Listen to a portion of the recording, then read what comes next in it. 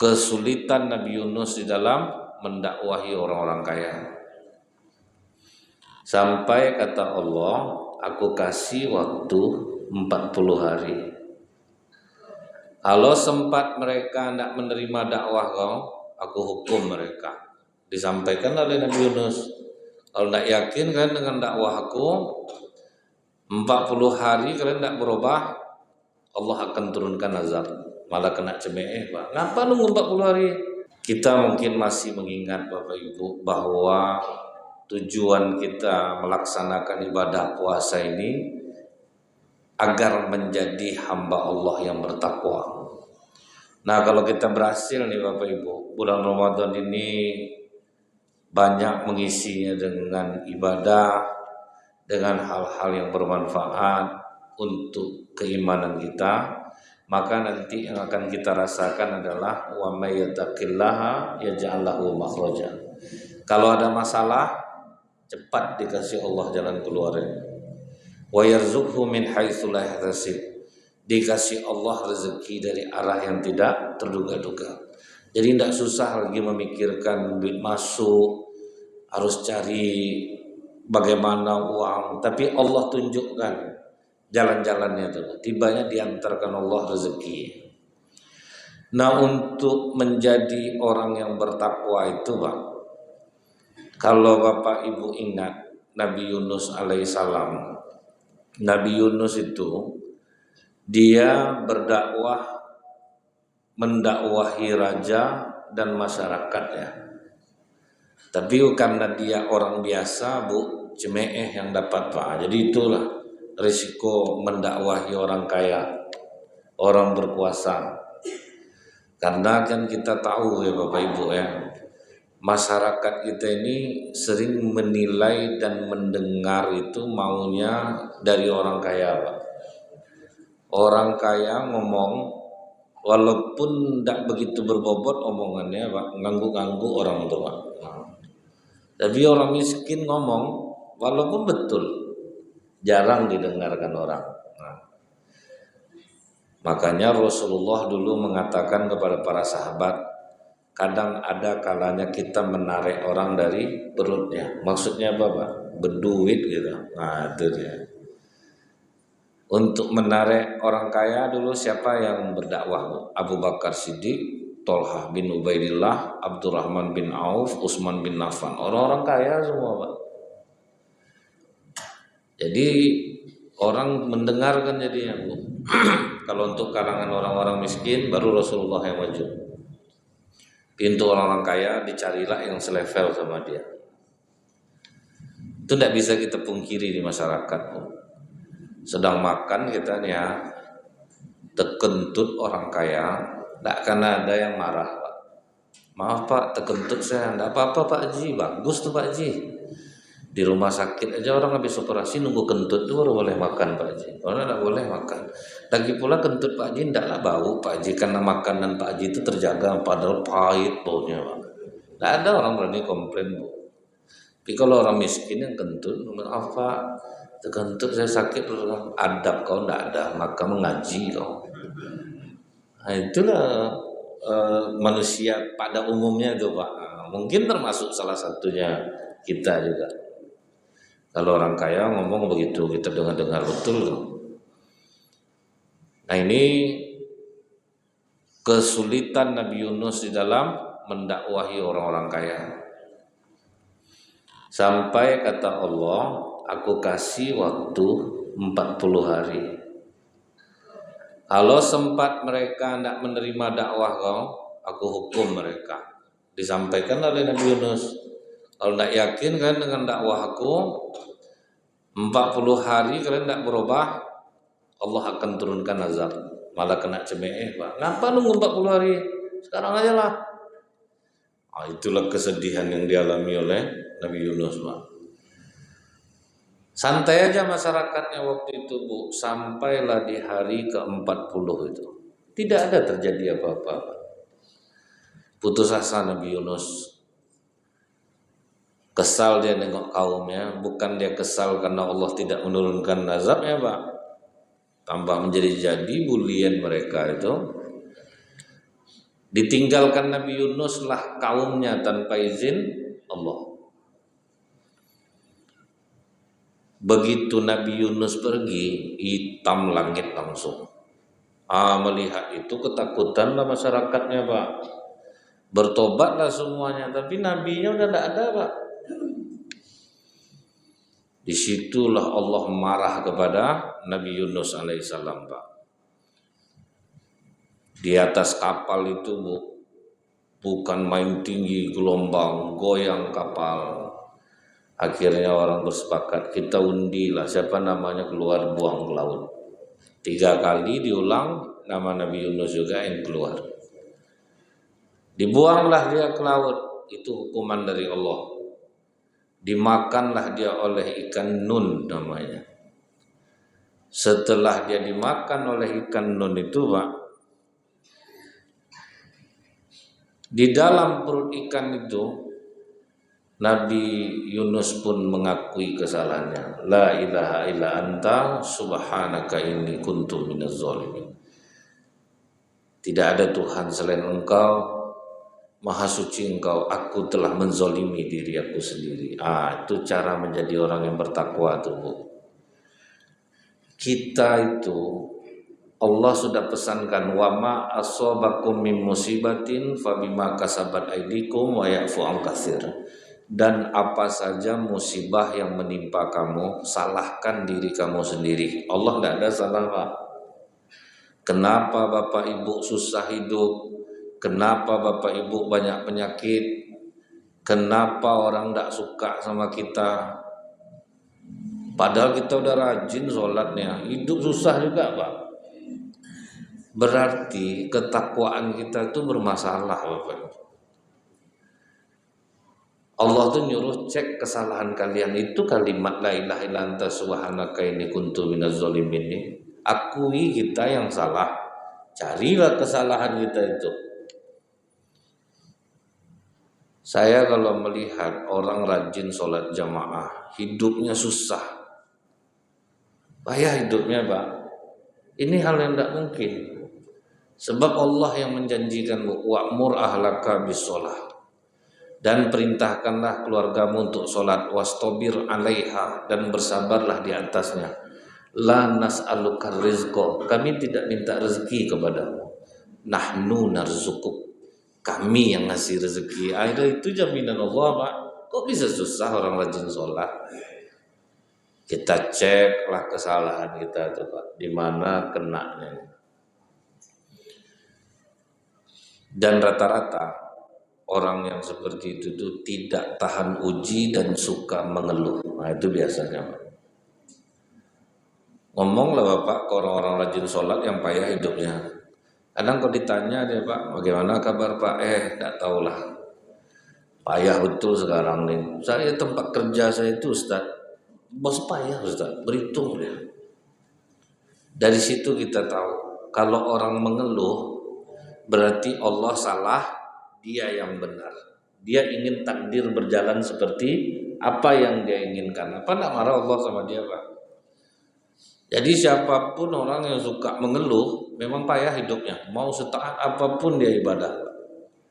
Kenapa kok payah hidupnya, Pak? Misalnya saya habis mendengarkan cerita dia tadi, dia ngeluh. Saya ada kerjaan untuk dia itu tidak jadi saya kasih, Pak. Nanti saya kasih, saya nak diburukkan ya nanti. Itu yang menyulitkan hidup orang rajin sholat tuh, suka ngeluh. Jadi yang harus kita coba ingat-ingat di diri kita nih, apa yang menyebabkan hidup kita susah tuh, kadang kita menggantungkan diri kita kepada manusia. Itu juga, Pak. Ingat saya ada pengusaha di Pekanbaru nih, Bu, ya. Dia kalau sholat berjamaah di masjid itu, habis dia sholat sedang berzikir tuh dia ngadap ke jamaah tuh, Pak. Dia bukan imam, cuma dia suka duduk nyandar tengoknya. Diperhatikannya orang sedang zikir, Pak. Kalau sedih muka orang itu, sedang zikir, sedang berdoa, dipanggilnya nanti. Ada masalah kamu? Ada Pak Haji, listrik mau diputus PLN, berapa tunggakannya? 1.500.000 belum pakai token kau lagi, belum, ya udah, nanti aku bantu. Penting kau rajin ke masjid, masih banyak Pak Haji. Oh, apa masalah kau? Baru pindah jualan Pak Haji dari Tengkumar ke Sudirman, jadi pelanggan banyak yang tidak tahu. Jadi udah berapa hari ini modal aja yang termakan Pak Haji. Aku pinjamkan kau modal, penting kau ansur berapa kau kuat. Makasih banyak lah Pak Haji. Sejak Pak Haji itu mau membantu tuh Bu, asal ada Pak Haji itu sedih aja doa orang. Itu sifat orang rajin sholat yang menghancurkan hidupnya. Dia menggantungkan hidupnya dengan manusia, walaupun dia rajin sholat. Jadi orang rajin sholat ini tidak usahlah kita sedih-sedih betul lagi Pak. Cari masalah dia sendiri, Allah bukakan jalannya itu. Jadi pengeluh suka menggantungkan hidup kepada orang lain, manusia jadi Tuhannya itu Pak. Sampai dari risau Pak Haji itu ke masjid dibuatnya.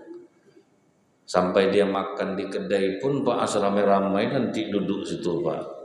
Pak Haji makan Bu, lama-lama kan risau juga Pak ya, walaupun 15.000 20.000, tapi sering-sering kan risau juga dibuatnya itu Pak. Nah itu suka menggantungkan diri pada orang lain.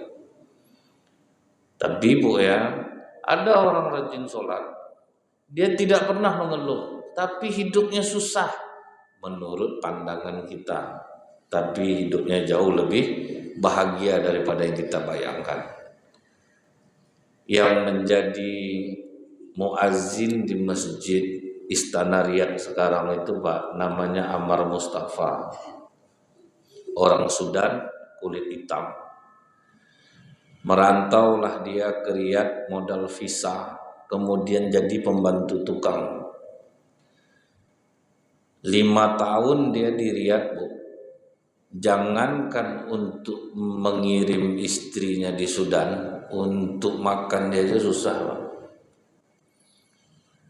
Itu ujian Allah sama dia Bu.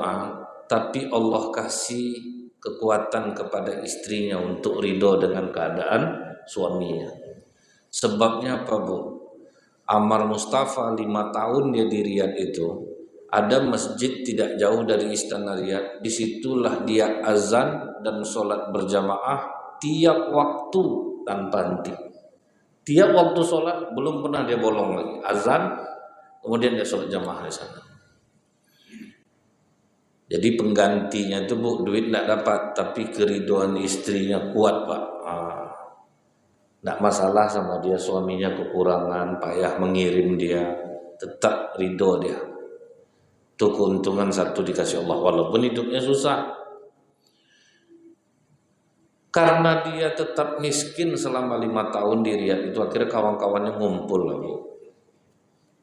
Ammar, udah 5 tahun kau di Riyadh, tidak ada perubahan hidup. Mungkin Riyadh ini tidak tepat tempatnya untuk kau merantau. Kami ini punya istri, punya anak juga Ammar. Rindu kami sama istri anak kami. Tidak mungkin kau tidak rindu juga sama istri sama anak kau. Tapi kami salut deh kau Ammar. Belum pernah kau menceritakan sedih kau ke kami lagi. Belum pernah kami mendengar kau mengeluh. Apa kata Ammar Bu? Yang aku lakukan pokoknya apa yang membuat Allah ridho saja. Terserah Allah mau mengapakan aku. Mau aku dimiskinkan, mau aku dikayakan Allah, mau susah hidup aku, itu urusan Allah. Yang jelas tugas kita sebagai hamba, kita ngabdi. Itu Pak. Yang jelas sebagai hamba kita ngabdi aja. Mau Allah apakan kita, ya itu urusan Allah. Itu hebatnya, itu yang dahsyat tuh Pak. Hidup susah tapi tidak pernah ngeluh. Dan Ammar Mustafa itu Bu ya, dia azan di masjid yang dia biasa tempat sholat itu, belum pernah dikasih pengurus duit lagi Pak. Belum pernah pengurus ngajak dia makan, tapi tidak pernah terkecil hati dia Pak. Kita Bu tidak dapat kupon kurban aja pindah masjid Pak. Ngapa pindah sholat Pak? Tidak dapat saya kupon kurban tahun ini. Dia mau makmur di masjid nih Pak. Rajin sholat ke masjid itu biar dapat zakat, biar dapat makan-makan bulan puasa. Kan banyak orang nanti ngantar-ngantar pembukaan tuh hanya selamat lah duit dia 30 hari Pak, berbuka lah dia anak beranak ke masjid nih.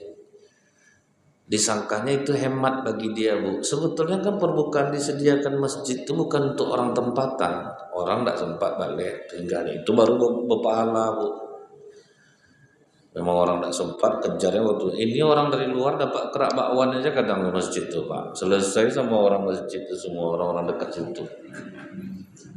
Apa guna dibuat tuh kalau tidak bunyikan betul pengumumannya, mari kita buka bersama di masjid, bawalah anak saudara kita ke masjid, makan kita sama-sama di masjid, baru bagus. Tapi kadang diumumkan kan untuk orang yang tidak sempat pulang singgah dia ke masjid kita, itu baru bagus.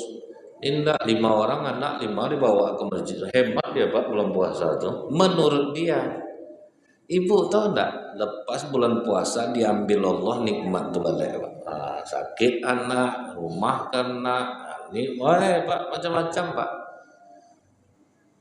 Jadi tidak ada yang gratis Bu. Apa yang kita buat tidak ada yang gratis.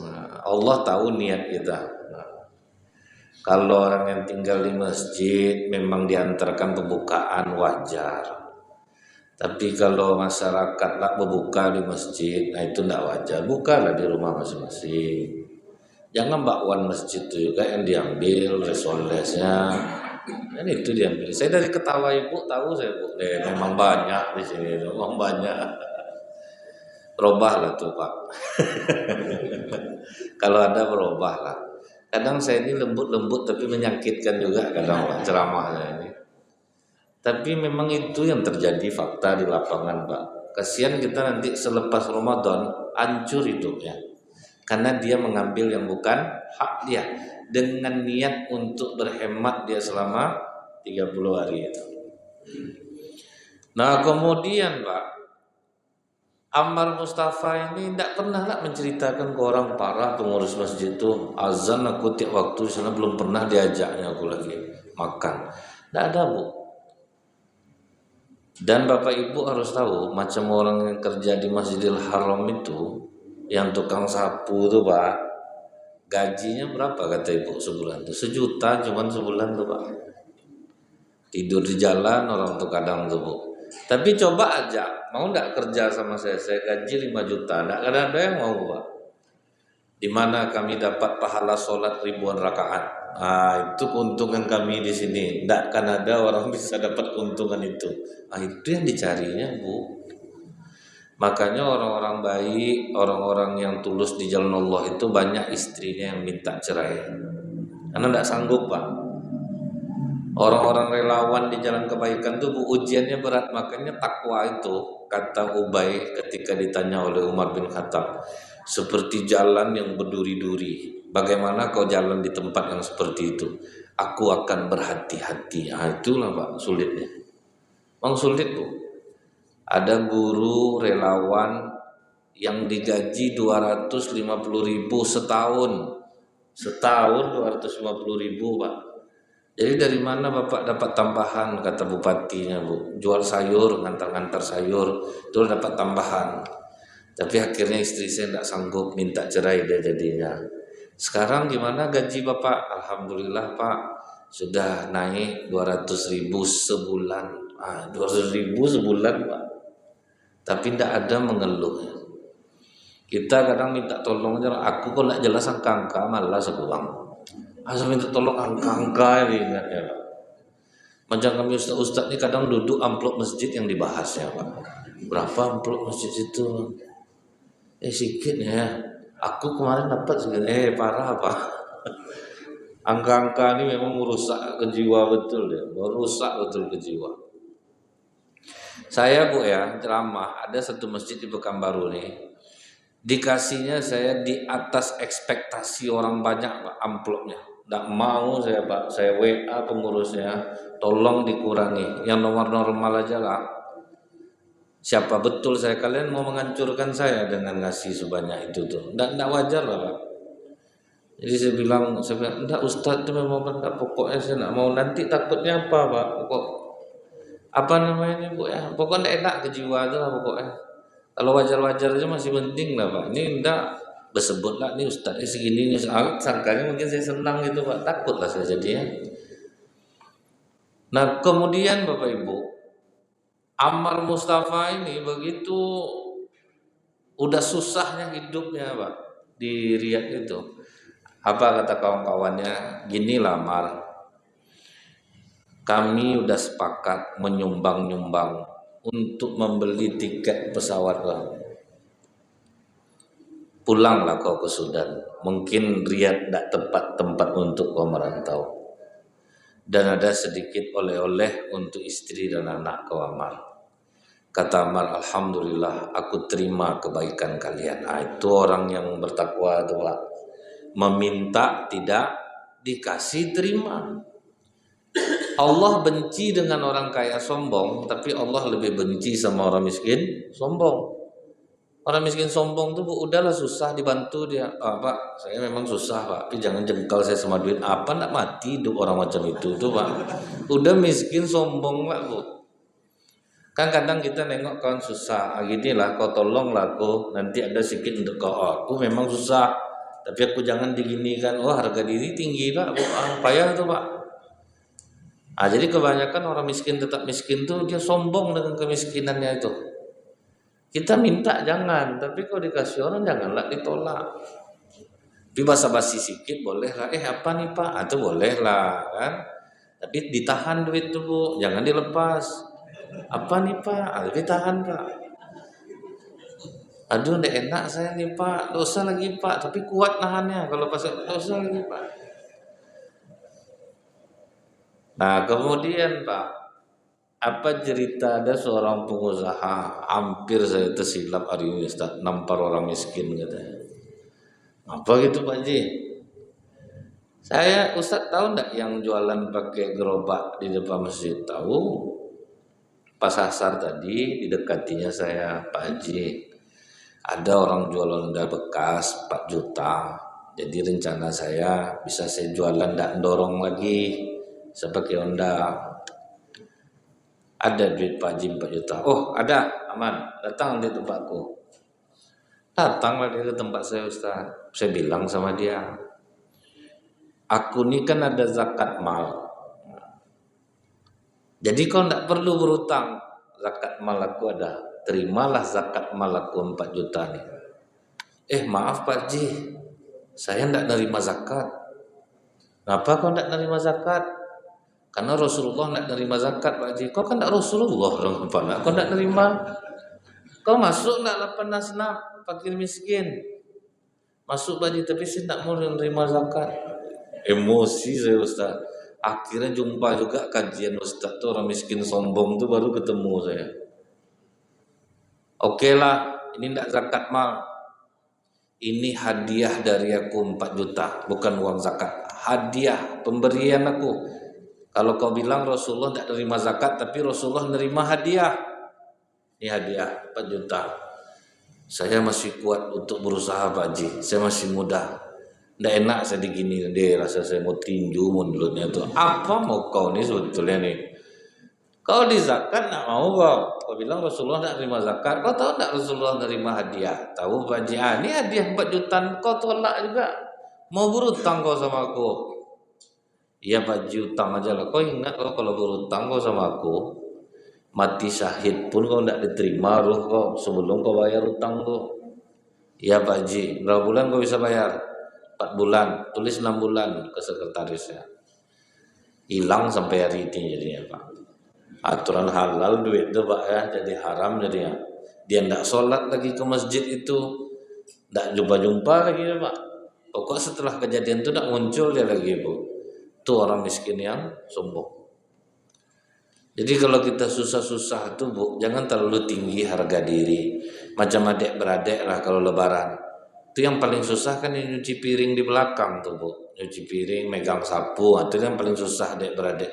Tapi terima aja keadaan tuh Pak. Aku susah, aku bantu kakak-kakak aku. Kan biasa aja sebetulnya Pak. Ada adiknya susah, kakaknya kaya jadi sopir, dia ngantar-ngantar anak kakaknya. Kan ada masalah. Jangan pula drama pula, parah betul kakak aku nih. Mendapat duit harus kerja, aku dulu sama dia. Ya iyalah Pak. Jadi jangan pengeluh.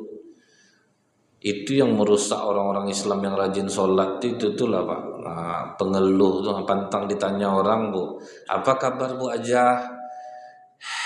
Kalau udah itu bunyinya Pak, tuh panjang keluhannya tuh Pak. Jadi kalau udah nampak ancang-ancang macam itu lari lah Pak. Banyak tuh Pak keluhannya. Dimakan obat ini berdebar jantung, ditinggalkan obat ini pengencing kita, kan payah kita mikirkannya tuh Pak. Cobalah kau bayangkan, disuruhnya kita membayangkan penyakit dia Pak. Apa enggak tambah rusak otak kita dibuatnya. Setelah diterimanya duit kawannya Pak, besok dibelinya tiket Bu, dibelinya oleh-oleh. Langsung dia pergi ke masjid tuh, ndak nukang dia hari itu Bu. Itulah perpisahan dia dengan masjid tuh Bu. Azan dia dari subuh, zuhur, asar, maghrib, isya. Habis isya pamit dia Pak. Dan tidak ada pengurus yang nyelipkan amplop untuk dia duit. Karena memang itu tujuannya Pak. Enak jadi orang tulus tuh Pak. Bahagia betul lah saya Bu. Dia tidak ada niat apa-apa. Kemudian Bu, begitu dia pergi jalan kaki lah, dia tidak ada lah yang ngantar, jalan kaki dia ke bandara Pak, dengan wajahnya yang ceria dia bisa pulang, tidak ada dipikirkannya apa-apa nih. Setelah sampai di bandara jam 4 subuh, dia nunggu sholat subuh, selesai sholat subuh berangkat jam 10, tidur-tidurlah dia dulu. Jam 8 dengar pengumuman Pak, Amar Mustafa tujuan Sudan. Ditunggu di ruang VVIP. Amal Mustafa berulang-ulang. Ini namaku nih. Pergilah dia Bu ke ke ruangan operatornya itu. Apa namanya customer service. Saya namanya Amar. Oh ya udah, tolong bawa dia ke ruang VVIP.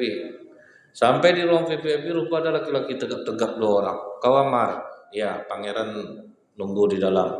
Lupa pangeran Istana Riyadh Pak. Mau pulang kau Amar? Iya Tuan. Berapa tahun kau sudah di Riyadh? Sudah 5 tahun Tuan. Berapa gaji yang paling besar yang kau pernah terima? Tak tentu juga Tuan. Kadang uang tuh langsung terpakai. Ada apa Tuan? 5 tahun aku dengar suara kau dari masjid istana tu Amar. Subuh tadi tidak terdengar lagi. Risau aku. Aku udah tanda betul suara kau. Wah kemana nih yang azan biasa? Habis aku dari masjid istana Riyadh, aku pergi ke masjid yang kau biasa azan. Aku tanya mana yang biasa azan. Mereka bilang kau sudah pulang. Berangkat jam berapa dia? Jam 10. Berarti masih dikejar nih, makanya aku kemari dan alhamdulillah kita berjumpa Amar. Jadi gini Amar, ini uang 84.000 real, itu sekitar 200 juta Pak. Kau bawa pulang ke Sudan, senang-senangkan istri, senang-senangkan anak selama 3 bulan. Setelah itu nanti aku kirim tiket, kau bawa istri sama anak kau pindah ke Riyadh. Kau jadi muazin di masjid Istana Riyadh. Wah kalau udah di Istana Riyadh aja Pak, sedangkan Masjid Paripurna aja dulu lumayan gaji yang muazzin Pak, apalagi di Istana Riyadh.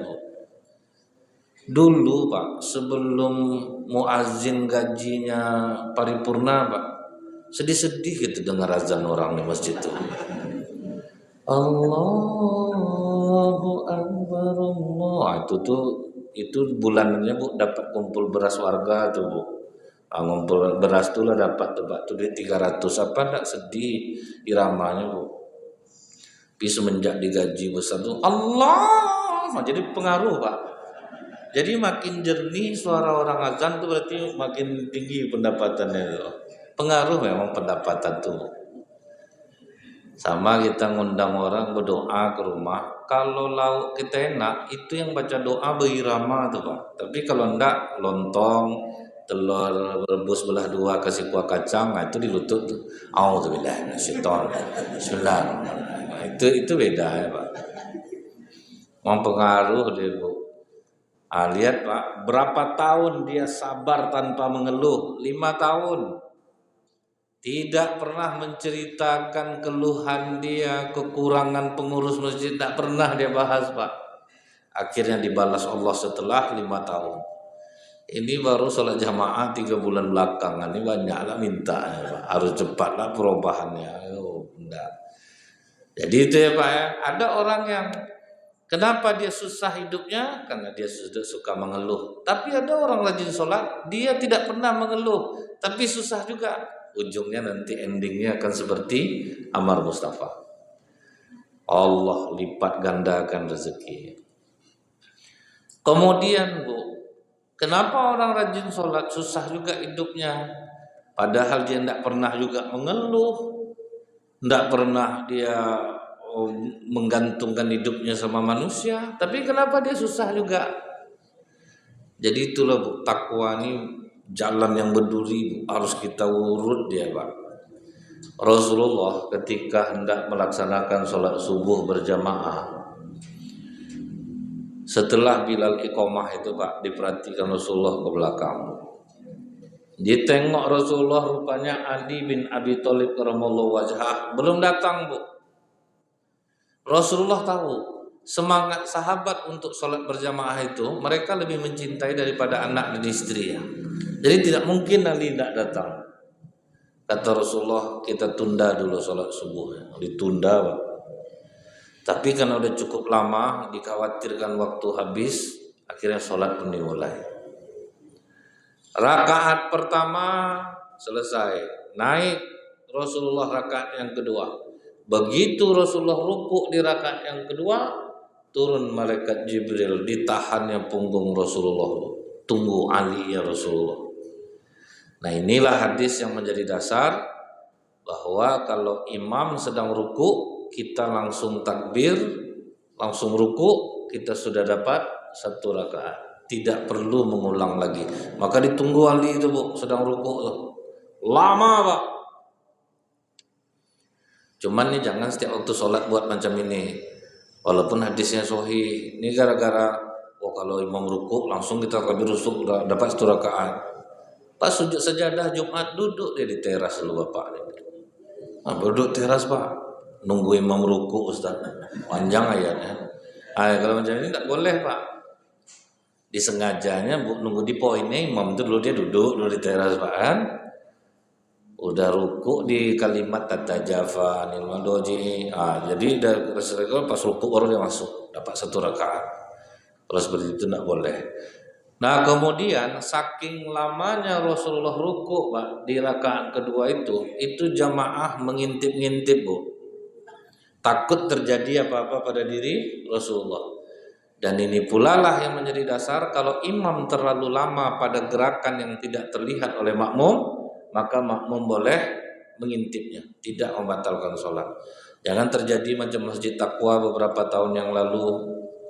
Ustadz ini dia mau ceramah maghrib tuh, ditaruhnya laptopnya dekat tepi pintu. Masjid Taqwa pintu belum siap lagi Pak yang arah keluar. Ustadz ini disuruh imam. Pas rakaat sujud terakhir dicuri maling laptopnya itu Pak. Dia sedang dikejarnya lah maling itu sedang sujud. Tertinggallah jamaah sedang sujud Pak. Merah-merah muka jamaah dibuat ya. Yang tua-tua ada menetes dari hidungnya Pak. Karena tidak ada yang nengok, karena tidak tahu bahwa nengok itu boleh. Sadarnya udah terdengar suara Ustadz itu di luar Bu, maling. Nah, baru ada yang tahu Ustadz udah pergi ngejar maling Pak. Bapak Ibu tanya kalau sama orang lama Masjid Taqwa tahu kejadian ini Pak. Cuman Ustadz itu udah almarhum sekarang, tapi waktu dia masih hidup asal jumpa dia tak tahan saya Pak, berdosa saya Pak. Ketawa Bu, ingat gaya dia ngejar sedang sujud doang. Udah almarhum beliau. Jadi harus nengok tuh Pak. Kalau imam terlalu lama ruku, terlalu lama sujud. Setelah Ali masuk, baru dilepaskan malaikat Jibril tekanannya. Bisalah iktidal sampailah selesai. Selesai salam, hebohlah sahabat. Kenapa sholat subuh kita berbeda dari biasanya Rasulullah? Kenapa harus ruku terlalu lama di rakaat yang kedua? Sehingga kami tadi ada yang mengintip-ngintip. Kata Rasulullah, aku pun tidak tahu. Di rakaat kedua ketika rukuk tadi, malaikat Jibril turun menahan punggungku, katanya tunggu Ali. Jadi kita tunggu dulu Ali selesai. Selesai Ali ditanyalah, apa yang menyebabkan kau terlambat datang subuh ini Ali? Sampai malaikat Jibril menahan punggungku di rakaat yang kedua.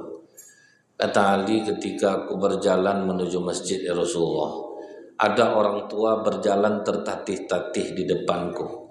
Karena engkau mengajarkan kepada kami memuliakan orang tua, aku tidak mau mendahului langkahnya. Sampai dia di persimpangan dia berbelok, disitulah aku mempercepat langkahku menuju masjid dan aku menyaksikan engkau dalam keadaan ruku'. Itu Bu, banyak orang rajin sholat itu kenapa hidupnya susah? Dia durhaka sama orang tuanya, Pak. Cobalah cek Bu, anak-anak yang rajin sholat tapi hidupnya susah, rumah tangganya payah Pak. Ada waktu itu saya tanya, suaminya gaji besar, istri gaji besar, tapi hidup susah Pak. Susahnya itu di jiwa, macam-macam aja kejadian. Pertanyaan saya itu mudah aja Bu, kamu tinggal sama orang tua atau mertua? Sama mertua Ustaz. Selesailah hidup kamu. Karena sayang nenek ke cucu dia kan berkali-kali lipat Bu. Tidak diizinkannya anaknya pindah lagi karena dari kecil sama dia Pak. Relalah dia jadi pengasuh cucunya tuh, namanya sayang Pak. Dia tidak tahu itu akan menghancurkan hidup anaknya. Datang nenek nih bilang, kami ridho Ustaz, kan cucu kami. Nenek ridho, Allah yang tidak ridho, itu masalahnya. Masa nenek ngasuh cucu Pak? Kalau untuk kesenangan jiwa sesekali tidak apa dong. Tapi kalau udah menantu kerja, anak kerja, tuh nenek itu di rumah kan pembantu berarti jatuhnya Pak. Babysitter tuh Bu. Walaupun ibu ridho. Dan nenek bilang Bu, nggak tahan mama lagi nak, anak kau ini lasak betul macam ulat dia. Makan dia di tangga masjid sampai berembus-embus nenek sama atuk tuh ngejar cucunya pagi-pagi Pak. Cucu macam ulat Pak, kekuatannya ngeri. Anak kecil nih Bu, baterai penuh terus Bu. Baterai penuh Pak. Lari sana lari sini. Nenek tuh Bu, mengejar-ngejar lah ngasih makan Pak. Jangan lari cu. Membus-embus Pak, nampak bengkak-bengkak pipi atuk tuh mengembus-embus napas tuh. Mama mau pulang aja lah ke kampung. Nggak apa-apa lah Mak, kalau Mama mau pulang ke kampung. Tapi minta maaf ya Mak ya, mungkin kami nggak bisa ngasih bulanan lagi karena harus cari pembantu. Berarti Maknya pembantu. Harus ngasuh anaknya dulu baru dikasihnya duit. Itu rajin sholat minta ampun Bu. Dari dulu udah saya bilang kau cepat pindah. Nggak boleh, harus pandai-pandai kau bujuk mertua kau tuh, carilah rumah. Kalian sholat berdua, kalian orang soleh solehah. Terlambat dia ngambil keputusan cerai jadinya sekarang Pak, karena bingung tuh Pak, hancur. Dan banyak macam itu Bu. Orang-orang rajin sholat ini dia tidak tahu Pak, memuliakan orang tua itu nomor 2 setelah Allah. Allah sendiri mengatakan wa'budullaha wa la tusyriku bihi syai'a wa bil walidaini ihsana. Dan tidaklah kita diperintahkan menyembah kepada Allah dan berbuat baik kepada orang tua. Mau rajin puasa, mau rajin sholat, hidup susah kalau tidak membuat orang tua bahagia. Sementara sekarang ini rata-rata Bu, anak-anak dia kerja suami istri, cucunya kan nenek yang ngasuh cucu Pak. Sekarang ini banyak seperti itu. Makanya hidup anak-anak sekarang tuh Bu, jauh dari kata bahagia. Dulu cuman bapak yang kerja, emak di rumah, anak kadang 10 orang Pak, aman hidupnya Pak. Sekarang anak 2 cuman Bu, susah emak bapak yang dibuatnya Pak. Dia orang Minang tapi bermarga Bu, marganya Panandehan Pak. Tande emak bapak dibuatnya. Kau orang Minang tapi bisa bermarga kau ya. Cobalah Bu, ngambilkan rumah mak bapaknya juga, membiayai dia hidup mak bapaknya juga. Selalu berlapiskan yang namanya anak lah Ustaz. Awak sayang ke anak, tapi sayang itu jangan sampai menjerumuskan Bu. Karena Anak-anak itu dia bertanggung jawab terhadap anaknya pula. Tugas ibu udah selesai, membesarkan anak-anak kan udah letih loh Pak. Tambah cucu lagi. Oke lah kadang Ustadz kami jagalah namanya cucu kami dari Senin sampai Jumat. Sabtu kan dari libur Ustadz malah berjalan lah dia sama suaminya pergi, saya lagi yang ngasuh cucu itu yang paling banyak Pak. Jadi itu yang membuat orang-orang rajin sholat susah. Jadi Pak, nampak orang-orang rajin sholat hidupnya susah itu tidak usah simpati gitu loh. Coba ajak dia cerita gimana dia sama mak bapaknya, apakah dia suka mengeluh ataukah dia tidak berjamaah sholatnya. Dia macam-macam tuh Pak ya. Ada yang berikutnya itu Bu, dia tidak suka sholat berjamaah. Bapak Ibu lihat di Arab Saudi itu rezekinya kok diantar ya sama Allah Pak. Berapa ribu jamaah umroh setiap hari, berapa juta jamaah haji setiap tahun. Orang sana santai-santai duduk duit datang. Pekanbaru ini aja Bu, PON aja, tidak berapa orang yang datang Pak, udah berputar ekonomi langsung Pak. Acara PON waktu itu ingat saya itu. Segitu apalagi berjuta orang tiap hari Pak. Duit berputar yang ngeri di Arab Saudi itu. Adalah pengusaha baja di Serang Banten.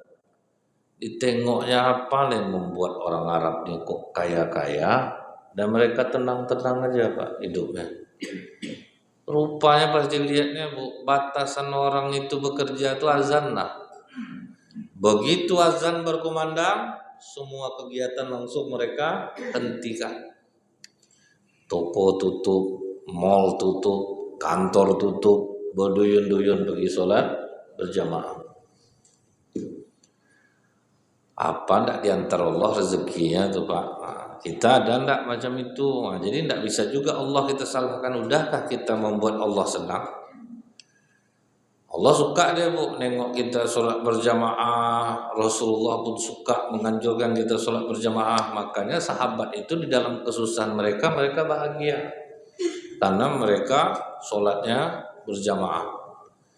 Jadi ada pengusaha baja di Serang Banten. Begitu dia melihat itu Pak, oh berarti ini rahasia orang di sini ya. Kenapa mereka kaya tapi hati mereka tidak terikat dengan kekayaan itu. Hati mereka tenang Bu. Kalau kita kan salah bawa sendal itu ke masjid kan tidak tenang taraweh lagi Pak. Terpaksa lah sholat dekat samping pintu tuh Bu. Jadi sambil sholat tuh ditengoknya juga sendalnya itu. Masih terbawa dunia ya. Bawa mobil risau. Dan yang hebatnya misalnya adalah pengurus masjid yang macam di Jogokarian tuh Bu ya. Itu tenang semua hati jamaah sholat di dalam doa. Tulisan di luar parkirnya tuh Ibu apa? Hilang mobil Bapak Ibu, kami ganti baru. Berapa kaya pengurusnya tuh Pak?